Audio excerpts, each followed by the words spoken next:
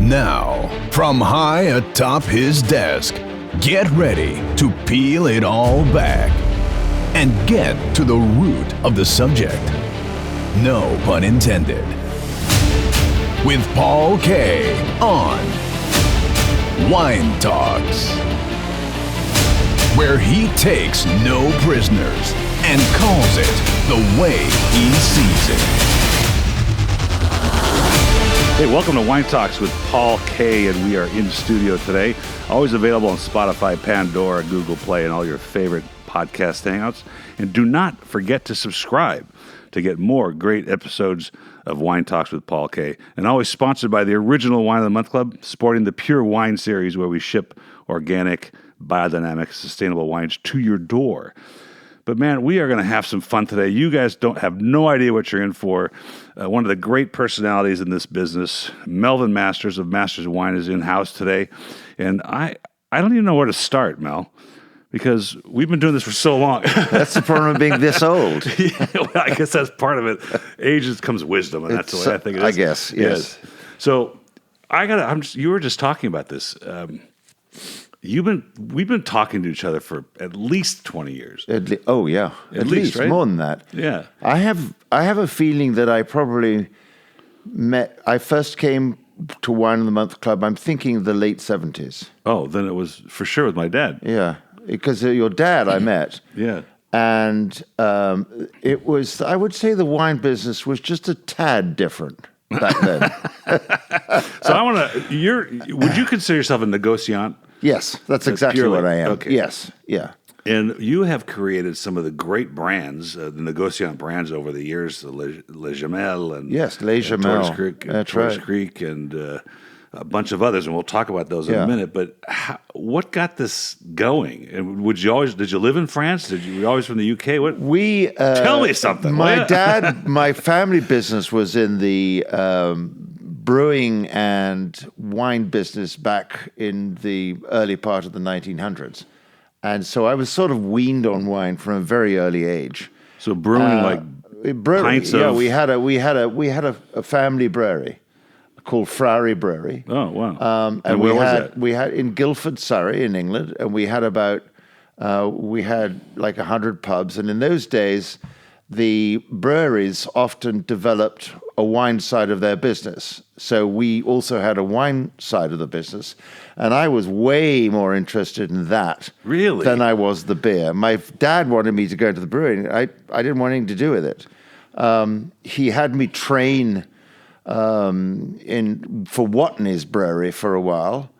And that was very short-lived because one night I went up, I was dating my future wife, and I was like, who's here today with me. And I went up to London to meet her and then drove back down, getting down at 5 o'clock in the morning. And I had to turn the brew on. And I remember turning the water on, then falling asleep.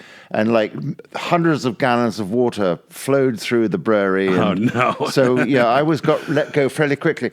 So, and I'm... In Watney's. What? At Watney's. At Watney's, yeah. Yes. And then, Janie, who I met when I was like 12, she was 12 and I was 13. We met very early on. Holy cow. And literally, very quickly, we both realized that we both had an interest in food and love of food. And she went to the Cordon Bleu. And long story short, when we married in 1920, first thing we wanted to do was to get out of England and move to France. So we moved to France and went down made a little home for ourselves in Provence. And that was it. And the rest is history. The rest is history. Married in 1920. It was in 1964, aged 19 and 20. Yes, that's right. Did I say 1920? Well, we married in 1920, and this shows how brilliant my wines are. They keep you young forever. Well, this is fascinating. I'm actually pre-phylloxera. I can tell by the rootstock. First, I have a piece of nostalgia here, and maybe I'll show you when we're done. I have a gorgeous Watney's pub sign, a three-dimensional lamp that we would hang. Huge. It's huge. Right, yeah. I will not let it go. My wife's like, got to sell this thing. I said, I'm not selling it. There's too much history in this wonderful brass-topped Watney sign. Right. Maybe that's something I can will to you one day or just give you just to remember I'm the not flood. sure I want to remember those flood. days, to be honest with you. So you end up in the Provence because there's one thing that's striking about what you've done over the years. The wines have always been very well curated. Thank you. I've even told other vendors and my wife on numerous occasions, I don't know how he does it. You come here, you visit, you taste some wines. We taste Sauvignon Blancs, we taste Merlots, we taste Rosés, even the Tortoise Creek, which are domestic wines, right? Right. Some of them. Yes. And I thought, I don't know where he sources this because I taste so much stuff. Like yesterday, I Right. tasted 72 wines, and so much of it's crap. Yes, it is. And how do you source? Well, what is this? The relationships you have? Funnily enough, I think it's a lot easier today than it was in the late 70s, early 80s, because then there was really a lot of really bad wine. Yes. And now with the advances that they've made scientifically with winemaking, it's easier to have a bad vintage and yet produce an acceptable wine. And also the other factor is that a lot of these winemakers, the young winemakers, who back in the 70s and 80s stayed rigidly within their area of production, now travel. And they've been to California. They know what's out there. I mean, I was just telling Janie the other day, when I was in like 1972, when you started the company, I was studying for the Master of Wine exam. Were you? Yes, but when I think of the curriculum then, you had to know, think about it. It's France, Germany, a little bit of Italy. Not much. And sherry and port. Sure. And that was basically it. Right. So now, I mean... You have to know everything. I mean, it's crazy. Well, I had a master somm in here, and he was saying that he had visited... listeners have heard the story, but he was in Cordy Brothers in Sacramento. Oh, and Daryl Daryl brought out an Armenian wine.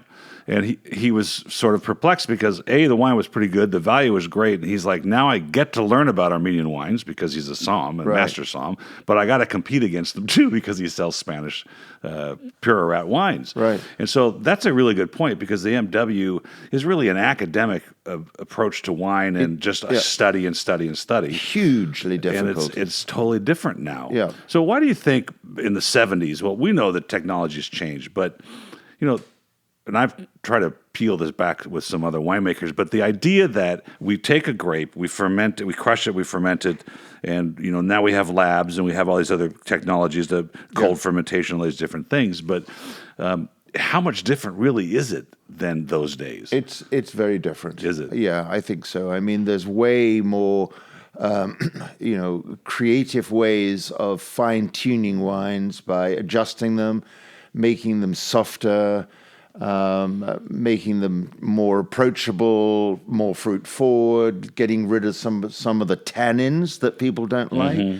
So I think on the downside of it, you could argue that wine today is potentially way more manipulated than it was then. And that's an important feature. And you go into some little cafe in back of Beyond somewhere and have a carafe of wine that you could clean your car with. It was so. But now those sort of wines are more approachable. They might give you more of a headache, but well, that's the thing though. There's this whole movement for biodynamic, sustainable, natural wine. Natural, which doesn't mean anything, as you and I know. Yeah. But so here's the question I've always asked: is particularly companies and generations of winemakers. It's like, okay, in 70. Were they acidulating? Were they adding sugar? Were they? I know they put sulfur dioxide. They had to do that. Yeah. Were they doing that then? Yeah. Oh, yes. Okay. So yeah. I mean, I think if you were a purist, and I mean, I think you could, a lot of people, like the great winemakers of the Rhone and Burgundy back then were probably really being very pure in their approach. They would fine with only egg white and that sort of thing, and they would probably use minimal amount of sulfur, but they always had some sulfur. They have to. For sure, of course. The sulfur's natural, by the way. That's right. I don't and understand this is why people say, I can't drink wine because I only drink natural wines because there's no sulfur. But it's not the sulfur that gives them headaches. No. This is the misconception. It's really the addition of sugar that gives people headaches. So when you buy a wine for $9, that's sort of heavy and fruity. It's because it's been manipulated and it's going to give you a headache. I've had this, and I've said this a few times again, but I don't want to drink a natural wine, quote unquote. Let's just say there is such a thing. Let's say it means it's less manipulated. That they didn't add sugar, they didn't acidulate it. There's no FDA requirement for natural. There's not even an FDA requirement for natural food. I know. The definition is an opinion that nothing should be in there that shouldn't be in there. That's what they basically say. Right. Okay, so let's just say you find one's like, I still want a pleasurable experience. So do I. I don't want to feel like I'm muscling this wine down because I think I'm being healthier than if I didn't. Right. Not that drinking conventionally made wine's unhealthy. Right. Look, you and I know when I get stuff that comes through here and you've tasted it 1,000 times, that stuff that's heavily acidulated and then sugared, they keep adding stuff to get it right. Yeah. You can taste that typically. You can taste that. Yeah. So in the days of the 70s, when you're in the Provence, there were, rosé wasn't a big thing in America, particularly in the late 70s. Not at all. Barely now. Right. It was really only a big thing probably in Provence. So what was the daily life of a negociant? Because I want to preface this. I don't think most of the world knows that all the great French districts were basically a negociant run. As the Bordeaux was like that in the 1800s. That's before, right. And then Burgundy has always been sort of like that. Absolutely. So the daily life of a negociant in France was to just continue to source wines. What did you do to find these things? The beauty. Maybe didn't do anything. I was going to just about say that. Have a gin and tonic at 11 o'clock. The beauty of those days was there's no cell phones, there was no fax machines. Communication was by telephone. When we first moved to our little village, Puy-Saint-Réparade, in 1969, 1970, the telephone was one of those crank handle things, and you'd call the operator, and I said, I'd like to place a call to a shipping company in Marseille, and she'd say, okay, I'll put you through in 5 minutes, or she'd say, there's a 45-minute delay, in which case I say, okay, forget it, and I get in the car and drive to Marseille. and I'd see the guy, and I'd have lunch there and come back. That's amazing. So those were those days. But, I think, in answer to your question, our role really then was what I spent a lot of time researching. I co-authored the first book on the wines of the Rhone back in 1976. Shortly to be made. I probably have that here in the studio. You probably do. Yeah, my dad collected all that Have you seen the movie yet with Brad Pitt as the mayor of Chateauneuf-du-Pape? No. No, I'm just kidding. He suckered me. But it was. We were very fortunate. We had connections. We found some wonderful people in the Rhone and the Languedoc that we sort of had to develop a relationship with, made some beautiful wines. And then we hooked in with Georges Duboeuf back in, 1971, darling, wasn't it? Yeah, 71. And George was then just literally, he'd been in business for 3 or 4 years. Did he just pass away? He did. Yeah, yes, he did. But he was very, very close to us. Yeah, oh, wow. It was an amazing relationship. And we sort of really launched him in the States. But were you primarily in the UK then? Because that's where you started? No. In fact, you were right in the US. We did some business in the UK. We lived in France. We did some business, but we both fell in love with America. So we traveled to America. I came over here, and I remember back, let's see. Do you remember Jurgensen's? Oh, yeah, well. So I used to come and in 1968, 69, I came over and met with Hal Jurgensen down in Pasadena. Wow. And I sold him 400 cases of Burgundy. Really? Yeah. Wow. But he had to get me really drunk beforehand before I'd give him the price that he wanted on the wine. That's the way we operate around here. So, but that's okay. That's interesting. So you're in Burgundy, which was negociant driven, right? I want to explain a negociant to the listening audience, exactly. Which is, and it's an interesting argument between a negociant and chateau wines or estate bottled wines, and that is, negociants get to decide and choose and participate in the quality of the wine, right? And reject the ones that aren't so good, right? It is like being a chef. And Janie, my wife, who has been worked in some of the great restaurants of the world and has a culinary background, she has an incredible palate, which has helped me be able to, with the blends. And my son the same way. He's also a chef, and he also understands the nuances of flavors.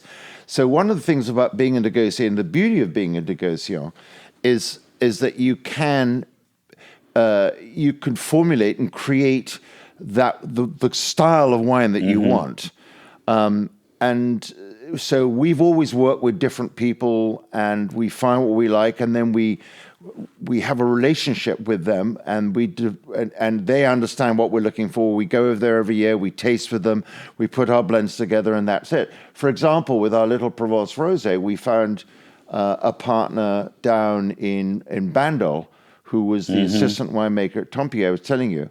And so he helps us source juice from his friends, and we taste them, and then we blend. So that's what a negociant really is. So and you're you negotiate prices and negotiate volumes and availability in the wine, and that's it. And then we've created our own label to put on it. So it's that, but there's also, from our perspective, has always been a very big marketing part of my life.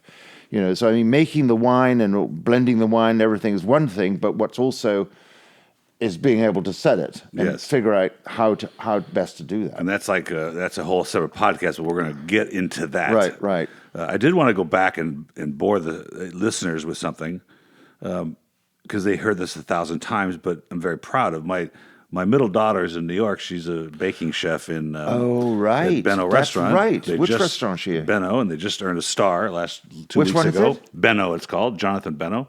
Oh, wow. He was the head chef at Lincoln for a while. Right. Fantastic. And, but she started in Ysanjo at the Alain de Casas Pastry School. Wow. And she baked in Paris for a little great. while, and she's was called in L.A. to a place called Broken Spanish, right, and fixed their bread program. It was failing on them, and she was part of the recovery crew. Right. So very proud of that, because the only way I get to open a restaurant, because my wife would say you're nuts, which is probably true, is on the backs of her. So I told her, she's a very quiet kid, but very diligent and very expressive in what she does. I told her, I go, Lisa, I said, you're going to need a front person, a front man, because the front house, that's not going to be your thing. She goes, well, you'll have to interview. So, I'm like, hey, that's not right. I'm paying for the damn thing. No, well, we've had restaurants too, as you know. Yes, that's right. And that's been the other part of our lives is the restaurant business. It's so colorful what you guys have done, but you didn't do it. It didn't sound like in the beginning you did it. You chased something you really liked to do, and you ended up in food and wine, and you went food and wine, and that's a glorious thing to be able to do with the stuff you like. And I think there's another side to it, though, which I think attracts you to it in a way, is that there's a theatrical part about our lives. I mean, the restaurant business to me is very much like the theater. Yes. And I suppose to some extent, the wine business, a lot of people in the wine business have come from the restaurant business. That's true. And it is a service industry, and you're trying to make people happy. And so the more bells and whistles you have, and now, unfortunately, it's with designing a wine, putting it on. I mean, there are wines out there where it's just like, it's like selling a perfume bottle. It's gotten. I mean, it's ridiculous. Here's what's now. There was an article today on ABC or a spot on the news about the prices probably coming down, and I think they're missing the point on something. But the prices that they think are coming down. That we've had a lot of great harvests. There's a lot of abundant wine, but part of that is coming from the charlatans in the industry that have jumped into the direct-to-consumer wine business, $3 billion industry, and they just produce this crap. Yeah, I know. And I can't tell you how many times I've received samples from these guys that are just undrinkable. Yeah. And they brand them on these different brands, and they just and I know that even the path. It comes into New Jersey in a 50,000-gallon Tetra Tech and gets up to New York, and it gets disseminated into the logistical network. And now this is the part that makes me mad, but it's reality today, and I think it's going to change, and I think it's changing rather rapidly. venture capital got into this business about 10, 15 years ago. Yep. Wink raised $70 million. Wine.com just raised $35 million. Why would they need to raise $35 million? I don't know. No. There's other clubs that have raised $8 million. There's clubs that have raised $15 million. People on their second round of financing. And all they're doing is logistically, it's the logistic play. And I was told this by Kevin O'Leary, who has his own wine brand on QVC. Right, yes. And he said, all I see are people buying a customer for $1 and only getting 80 cents out of them because they have all this VC money behind them, right. and they're buying customers on the web and however they do it, and then they're only getting 80 cents. And so eventually it's going to dry up, and it's already drying up. Like On the Blocks right now is one large organization, like a $35 million gross sales company that's on the blocks. They're ready to do something. The rumors are not that good. So that's going to change, and it's going to settle down to where we're drinking the good stuff, because I think the consumer, personally, wants that experience. It's not an experience to say to your friends, hey, I got this for $3 on Groupon. No. When you open it and go, ah. Well, yeah. I mean, look at $2 Chuck. Yeah, well, it was, it was born of the Glut, right? The 2004 Glut. Right. Now it's born of Central California, Thompson Seedless. It's an interesting time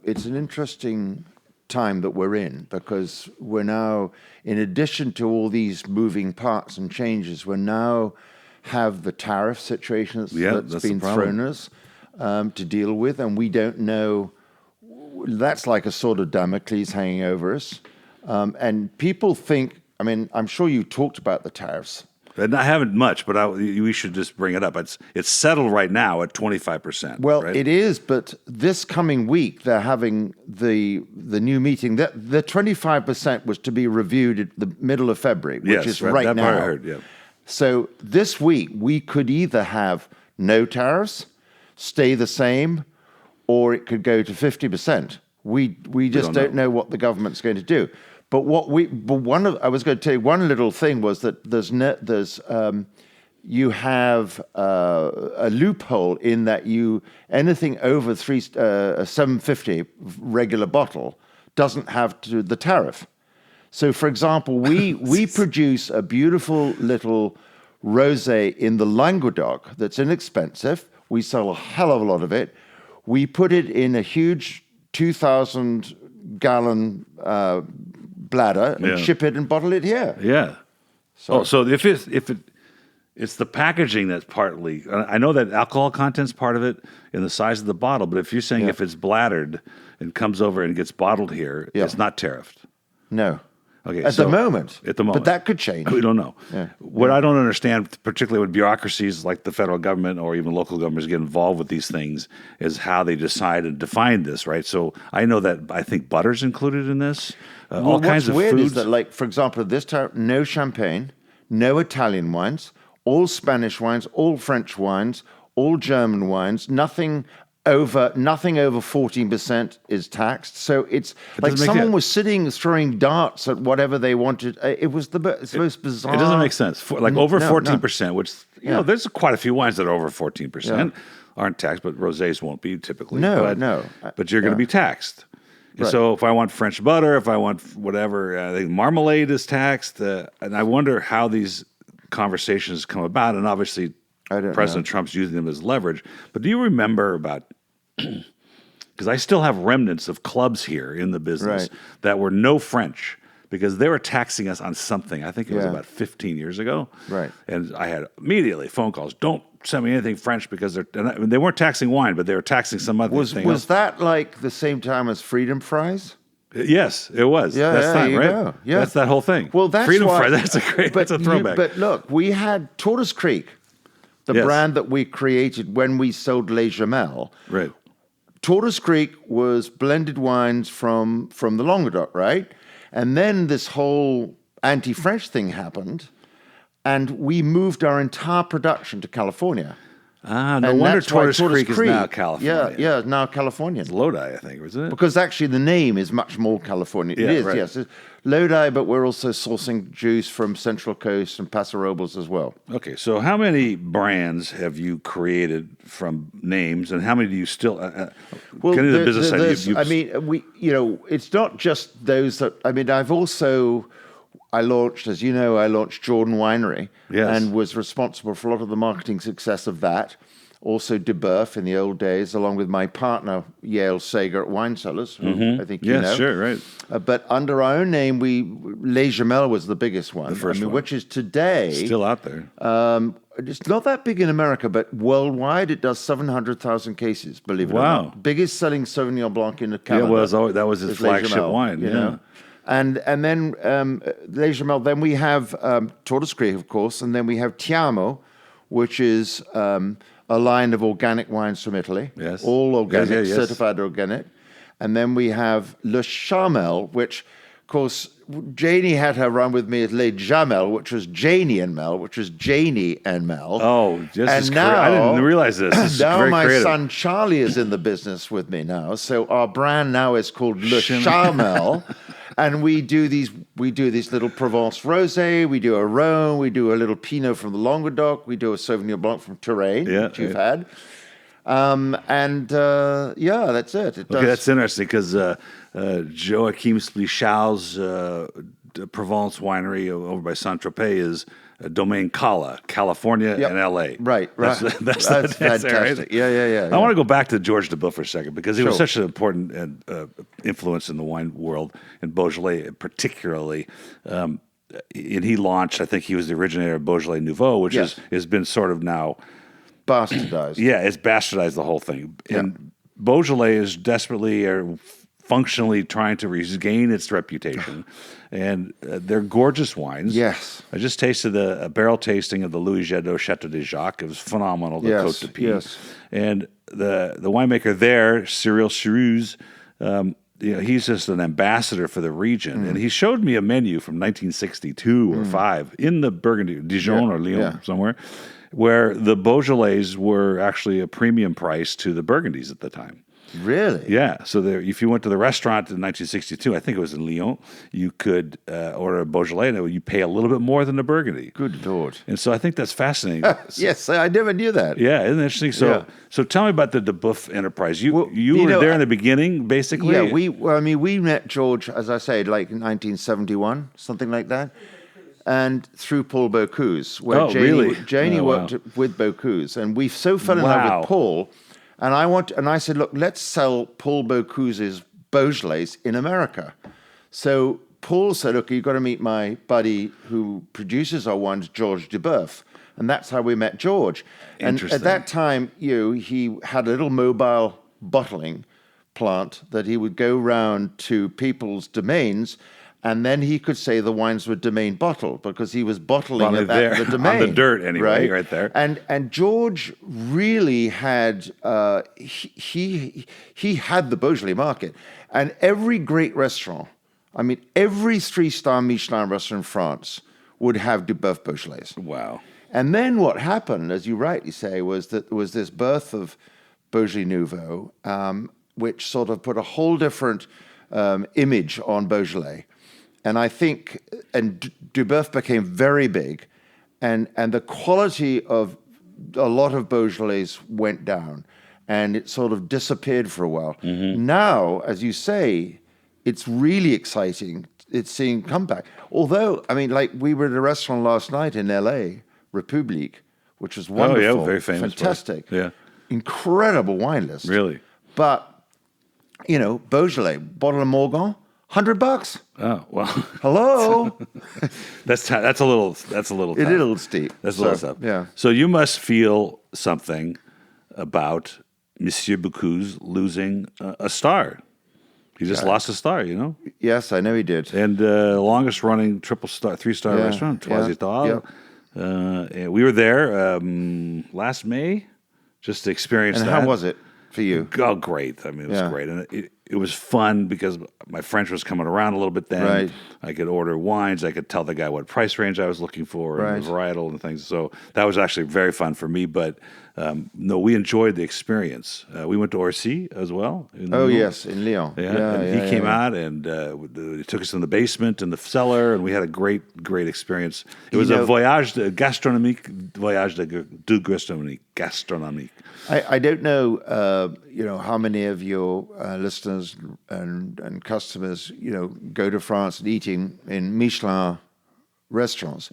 But the sad thing today is that Michelin has this thing that, for you to get a star, you really got to have kind of some bells and whistles, like the bathroom's got to be nice and all that sort of stuff. And the food's obviously important. But so when we were first in France in the early 70s, I remember a restaurant which had 2 Michelin stars out of a maximum of 3, but it only have like the simplest for the decor, which is 1 knife and fork. So you'd arrive there, you walk through the kitchen to get to the dining room. Wow. There was no menu.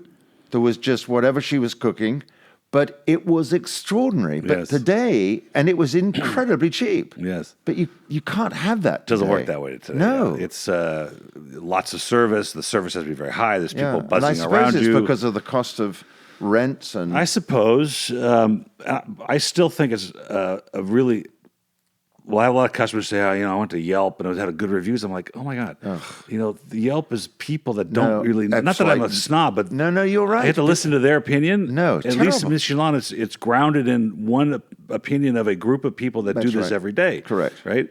So I don't know if you know, but the Michelin Guide started in 1929 because Michelin, being a tire company, wanted you to drive. Right. And so they only reviewed restaurants outside of Paris. Right. And so you have to go there and change your tires. That's right, exactly.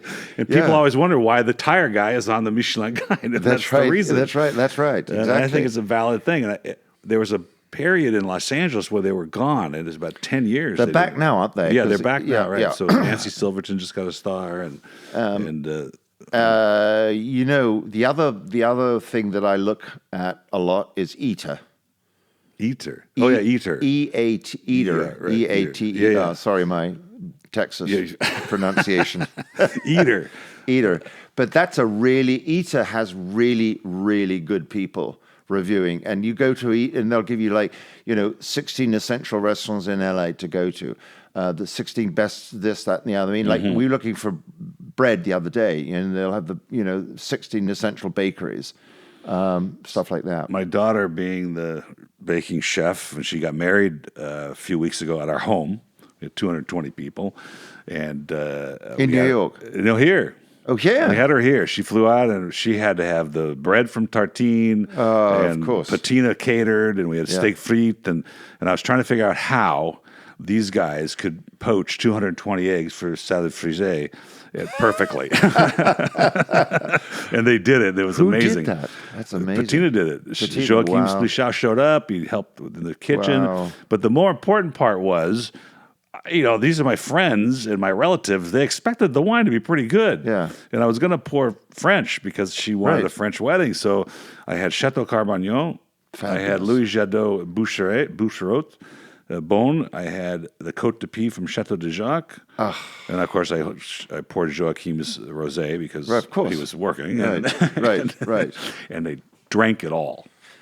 Tell me how rosé is selling, Paul. It's moved now. It's moving now. The needle is moving, and seems like my group of customers is a little behind even the LA trend. Right. There's a lot of movement in Los Angeles for rosé. Finally, right. I mean, it's been many years. New York has been going on for many years. Right.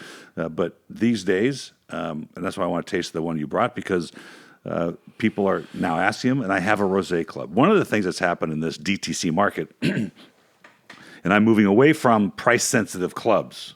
2 bottles for 25, 35, whatever I have. Yeah. And moving into varietal and regional specific. So we have Napa Bordeaux, Rosé, Sweet. Very good. Pinot Noir. Great idea. Right. I think people are asking for these things. Great idea. Biodynamic, organic. And that part's, those are tricky things. I have to taste more. I mean, it's not that's so hard, but I have to taste more. I have to buy more. I have Right. to have more relationships. I told you about the lawsuit that was threatened on me today because of that same exact Right. scenario. Yep. And there's a ton of wine out there right now. There's so much wine out there. And especially rosé, actually. Yes. Because the market went, crazy. I mean, 10 years ago, it was hard to You could give it find it, away. yeah, right. White Zinfandel was it. Yes. And then last year, it was just crazy. And here's the problem. It's like Beaujolais Nouveau in a way, is that our problem is that the consumer is perfectly happy drinking rosé that's a year old. Yes. But a lot of the gatekeepers want to have the newest vintage.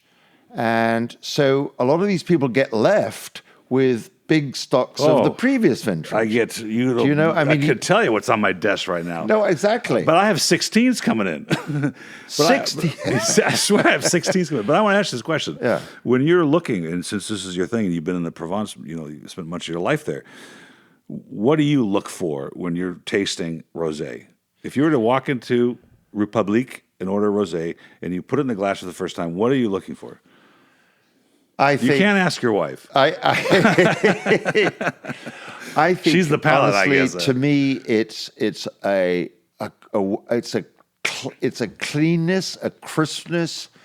It's sort of a fruit, wonderful perfumes of Perfume's a good word. perfumes of raspberries. Yes. But most of all, it's a crispness. It's a freshness. Balance. Absolutely. All the way through. Yes. I mean, not too heavy. I mean, the problem we have is that when we're complete rosé snobs because we've lived in Provence. Yes, and for us, for sure. that is always going to be the benchmark, Provence rosé. Everything else, to me, is secondary. Doesn't mean to say it's not just as good. I mean, people might prefer a lot of other rosés from other areas, but for us, it's the preference. So the problem I have a lot of the time is some roses, they tend to be too heavy. Especially if you have some of the roses from Spain or from the Rhone Valley, they tend to be just heavier.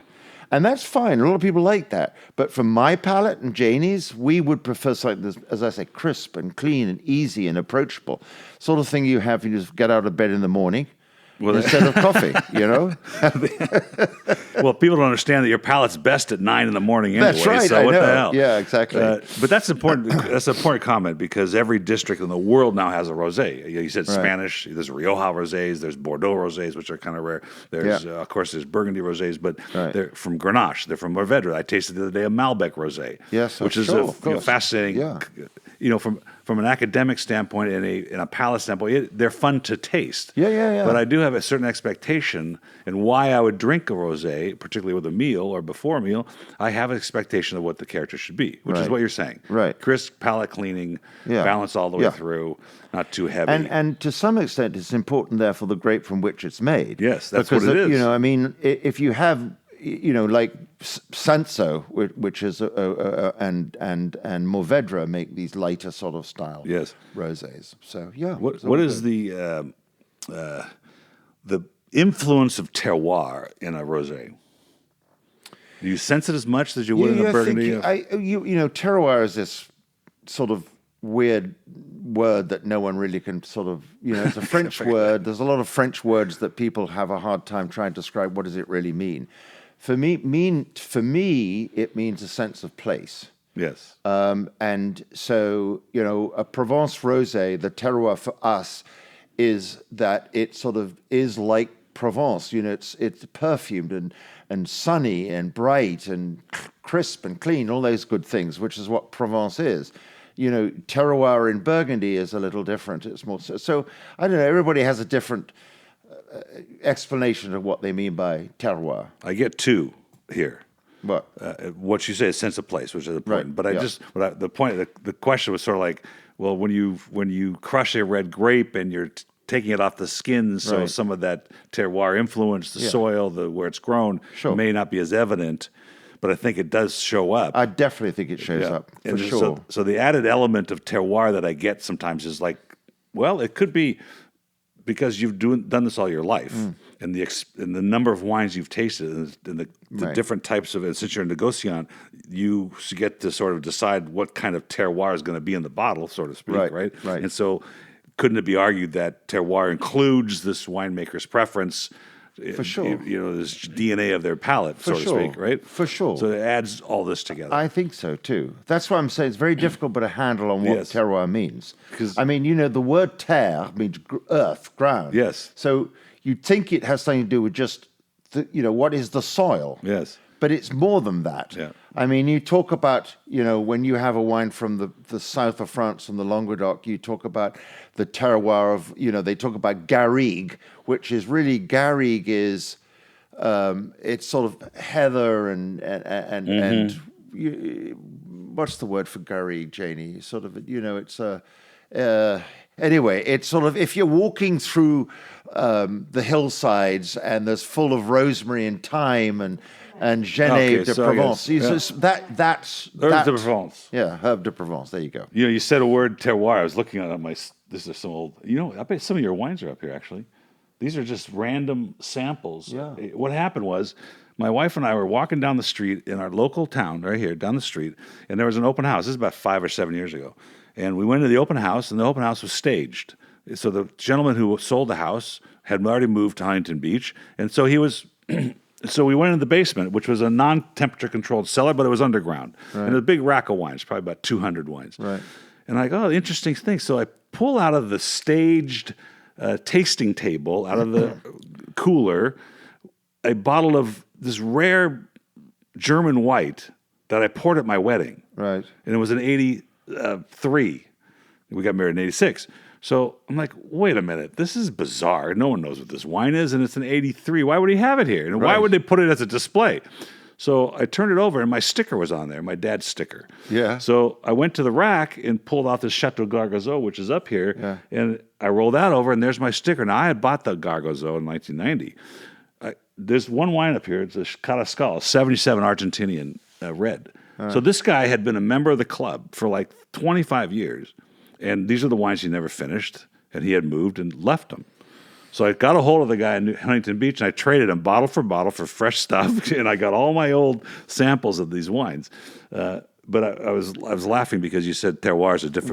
Well, though, you bring up another subject with that whole comment, because the other thing that's, to me, so sad today is that when Janie and I were living in Europe, when I was training in the wine business in the mid-'60s, we would be able to, we used to play the guitar and take around the hat and make some money that way as students. Wow, and we would be able to go and buy in a restaurant really great bottles of wine for an affordable price. I mean, I remember going to restaurants and buying, 1947 Bordeaux's and 45 Bordeaux's for, $2, $3, the equivalent to $3 a bottle. Yeah.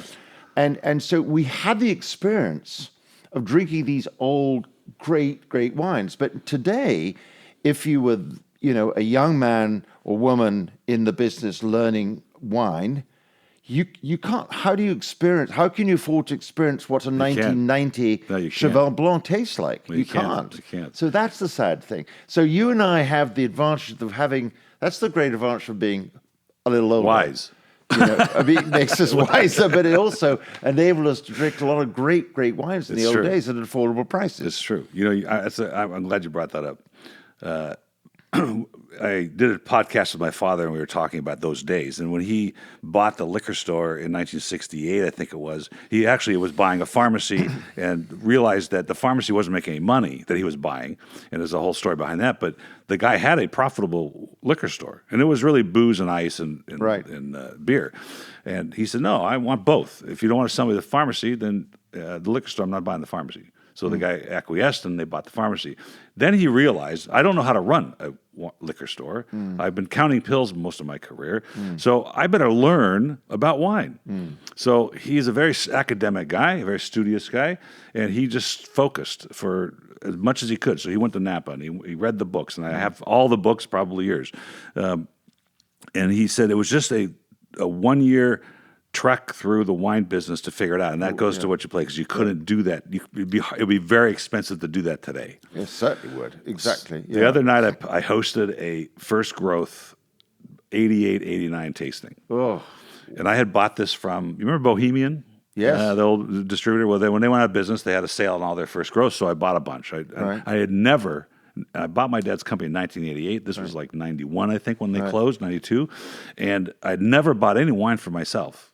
Right. In fact, my dad prohibited it.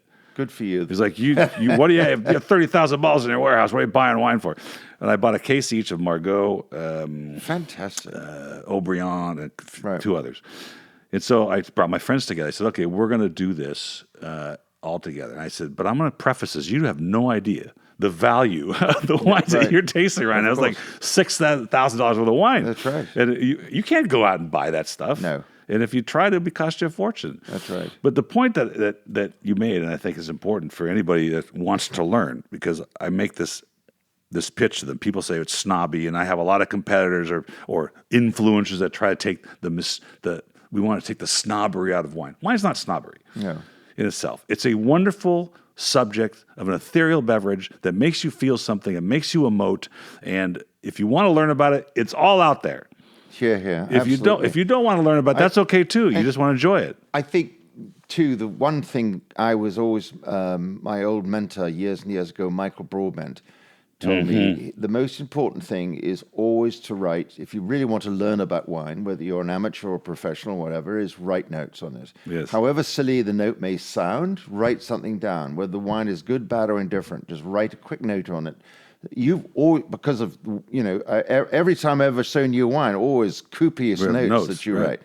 That's an interesting point because Bartholomew was in here. Oh, right. Yeah. And my dad had crossed paths with Michael. Apparently, Michael's now aged and he's older and he is. not as coherent. His wife just died. But you talk about books. I mean, the names you've just thrown out across your trek across is a story in itself in a book. Well, and it's an important story to tell because I think people. The wine industry really in America is really, really young, right? Like I interviewed a second-generation winemaker the other day, a fourth-generation American winemaker. It's like, where did that come from? We haven't had 4 generations of people. Well, they worked in Italy. That's why. Right. Exactly. Only second-generation America. But you've walked through the path of some amazing influencers in this business, the real influencers from the day, not what people consider. No, I mean, but I think again, it's a question of having. If you move around a lot and you live long enough, you have good fortune of meeting, and it's also being the right place at the right time. I mean, we were in Denver. We met Tom and Sally Jordan, who were thinking of doing a winery, and then amazing. we worked with them to put on the Jordan winery, and that leave me in good stead for Tortoise Creek. When did that start, Jordan? Jordan started we launched the 76 in 1980. Wow. And it was $10 a bottle. Wow. Retail, yeah. Now that's Napa pedigree, the Jordan story. Well, no, Sonoma. It was Sonoma Jordan pedigree. I'm sorry, but Northern California pedigree. It was the first grand chateau. Yeah. Of which there are many now, but it was. He was either going to buy the Denver Broncos, do a chateau in Bordeaux, and then he went to dinner at a place called Ernie's Restaurant in San Francisco, and the sommelier, they said, well, why aren't you doing something in Sonoma? There's nothing up there. And so that's why he did it. Wow. And then he had Andrei Chalachev, who started, of course, one of the greatest winemakers in California, and did the Jordan. I have to tell you, have you read George M. Tabor, the author of The Judgment of Paris? Oh, yeah. Okay, so Stevens. Amazing, Spurrier. Yes. Okay. And I want to say this again to the listeners because I'm just reading the book now, and I've spoke with George. And when you said the Bordeaux and the history of California wine, and Jordan coming there, and Andrei Chalachev, and Rodney Strong, and all these characters that were just cutting-edge magicians and visionaries for that area. But Tabor was the only journalist that thought maybe there was a story coming. And he's the only one that showed up. Yes, that's right. I know. Isn't that phenomenal? I know. So his book... I know. It was incredible. His book goes back to the days of Andrei Chalachev. And Mike Gergich. That's right. How he got here. Yes, that's right. Do you think that that is what we should be getting to the consumer? Get these stories to them. Get them to understand that wine is not a huge bladder of non-vintage Spanish white that's bottled for $3. Yeah, I do. I think I mean, there are books out there for those people, and I think it's part of the joy. I mean, it's the romanticism. It's like the film is. It's like the restaurant. I mean, it's like we go to the a history. We go to a 3-star restaurant because it's a 3-star restaurant. There's history and Pablo Cous and Bureau C and these guys. It's like, wow, I'm part of this story. I mean, wine's about the story anyway, but don't you want to be part of that story? Absolutely. Like and it's interesting because, as you know, we had our other life was in the restaurant business, and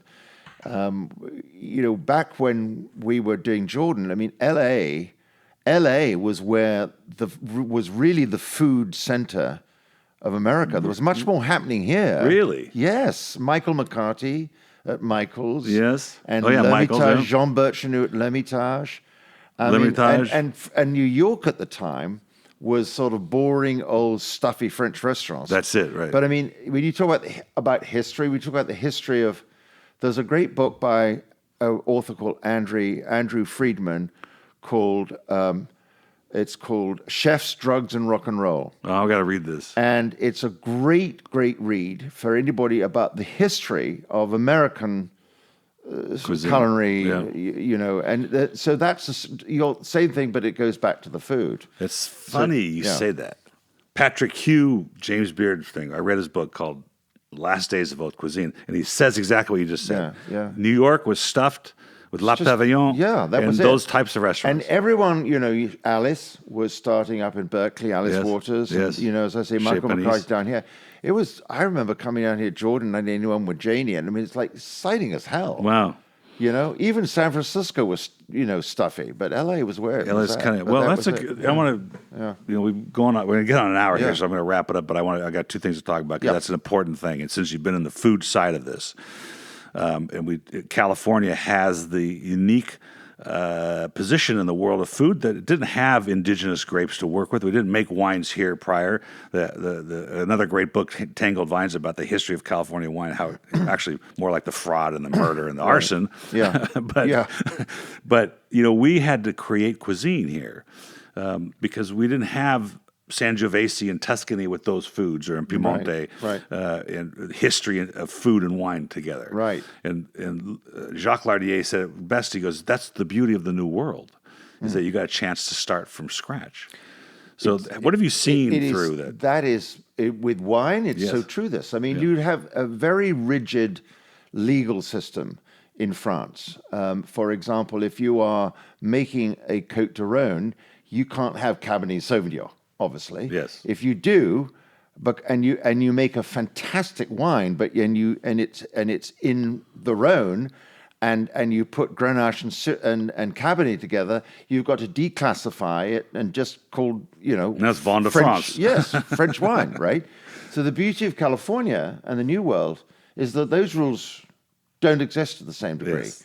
Yes. So you can have a wine in Napa and put, Chenin Blanc and Sauvignon Blanc and Chardonnay all together, and it's a white blend, and it's new fabulous. Flavor profiles that get paired with foods. So there's much more freedom for the artist to develop, their ideas working in California really than is France. France is trying to change that, but it's still very rigid. It's very rigid. And I think part of the reason it is rigid is because in the old days, there was so many people taking advantage of, the people bringing in wines from Algeria and blending it with Beaujolais and Bordeaux. That's right.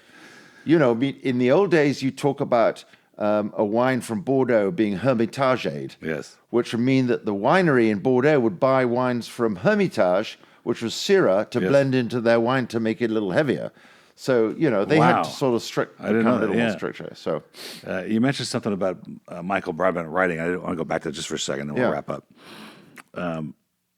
I went to a port tasting with Don Schliff, Wine Warehouse, greatest port collection in the world. It was last Sunday. And, boy, Wolfgang Puck was there, and these guys, and a lot of owners of the port houses. But the point is, I wrote my notes, and port's harder to describe. I don't get to taste ports from the 1800s very often. Right, yeah, sure. And so I'm writing my elementary notes. Even though I've done this for a long time, I'd never get to experience that. It's like tasting coffee for the first time. It's harder to describe. And they released the notes of Richard Mason, or whatever his last name is, a big port authority. He's got like a paragraph of notes on each taste, you know? Yeah. And I'm like looking at mine, and I've got like 4 words. And he's got this dramatic, well-expressed thing. And I think that's a really important feature of learning about wine is do that. Write them down, and they'll get better. You'll get better at it, and you'll be fascinated with what you learn. Yeah, and don't get frightened, because I mean, I always said, somebody may say, this has a smoky taste. Yes. Someone else may say, yeah, but to me it's more like, it's like burnt socks or exhaust fumes or cucumbers. You know what I mean? And so it doesn't matter. It doesn't matter. Just write down whatever you think it smells like. And then the next time someone gives you that wine, you say, oh, yeah, I remember that smell. One of my staff the other day said, this smells like watermelon rind. Perfect. And I went, wow. And I bet it did, right? It did. Yeah, I'm like, I know. that's really good. Janie and Charlie, my son, they do that to me all the time. And you're like, I said, are you kidding? That's exactly what it smells like. Yeah, right. Yeah. Okay, I have a three words about they're sort of like a Rorschach's test, audio Rorschach's test. I want you not one word responses, but I'm going to give you 3 concepts. I want to just hear your thoughts of them, your immediate thoughts on what they are. And the first one is screw cap. Fabulous. Love screw Don't you love caps. them? I love them. Absolutely love them. I think the wine, a lot of the time, lasts longer, is often better. We changed all our wines and screw caps 15 years ago. Yeah, and when we did it, we got a lot of kickback. I mean, not kickback. A lot of yes, there are people that complain. a lot of negativity. Yes, right. But now people have accepted it. Yes. So we have love screw caps. I love them, but only because I have to open 75 wines on a Tuesday, and it's just easier. But we had a customer complain that we broke her corkscrew, and we determined that she tried to open the screw cap with her corkscrew, and it snapped the thing. I know. That's not good. But the days of Gallo and my dad's store, the 1.5 liters of the screw caps. There's still a little bit of that thing. But if most people drink wine in the first 24 months of its bottling, anyway, I think they're perfecly fine. I think they're great. It ages better with a screw cap. They have a slower thing. Right. I have had the opportunity once to have an aged Chardonnay that was bottled both ways. Yeah, on the same line, and they were different, and not one better than the other. Yeah, no, right. Exactly. But certainly the screw cap was a little fresher. Yes. For sure. Life is too short to drink. You can't say bad wine. You have to say a varietal. Life is too short. To drink. Life is too short. This is going to hurt. Life is too short not to drink. To drink. Life is too short. Like Chenin Blanc. Oh, or okay. Peace Porter Mickelsburg. Okay, I see. Okay. Okay. It's more life is too short to drink 50% alcohol wine. That's a good answer. I asked this of the winemaker Trincaro, and he says Sauvignon Blanc, and then he goes, "Oh, wait a minute, we make Sauvignon Blanc." And he starts to backpedal so that the winemaker that makes it doesn't get in trouble. Right. If I wasn't doing this, what would you be doing? I think probably now I would be kicking up my feet and relaxing with Janie and spending time in LA. But no, I think if I was to rewrite, if you asked me that question when I was 50 or 60, I would have said I would probably be writing music. Really? Yeah, music was a thing. In fact, when I left Jordan, we took a year off to do just that. Is this the guitar playing in the subways Janie would write the words, and I saw myself as being, a composer and writing all these wonderful sort That's of fascinating. hit songs. And after a year of doing it, and a lot of tapes sent in and returned, we were out of money, and we thought let's do something a lot more responsible. So we opened a restaurant in New York City. Oh yeah, you would pan into the fire for that one. But it turned out to be a huge success. So we were lucky. Yeah, that's great. The music I'm a frustrated musician myself. You I love music. I self-taught the guitar. I played the banjo for 20 years. Still couldn't play it. Do you still do it? I sit down and I entertain my grandson with it. I know. That. But I keep saying to myself, I got to pick it up again and really take it up and be serious. But I don't know. It's just hard. But I remember it gave me such pleasure. I can't begin to tell great, you. Yeah, music is great. Melvin, I can't tell you how fascinating it is to have a conversation like this with you. I hope we can do it again. Absolutely, anytime. We can only touch on the subjects, but we can dig deeper in a lot of these and really peel it back. Well, and fascinated to know some of the history that I hadn't heard before, like Jordan and George DeBoeuf. And thank you, Paul, for what you do in spreading the good word. Thank you. To all your people. That's my quest right now, and that's what this podcast is about. Right. I hope everybody subscribes at the end of this, because the whole point is I want to not only expose the listeners to what's going on out there so they make good wine decisions, but start to appreciate, what wine really is. There's no other beverage like it in the world. None. So, no. And you were in one of them, so you should know. That's right. Cheers. Good to see you. Cheers, man. Thank you. Lovely.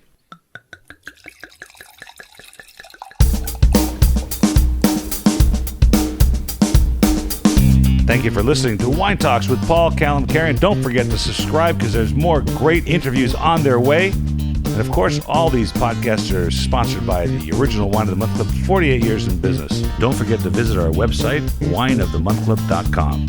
Folks, have a great time out there in the wine world. Cheers.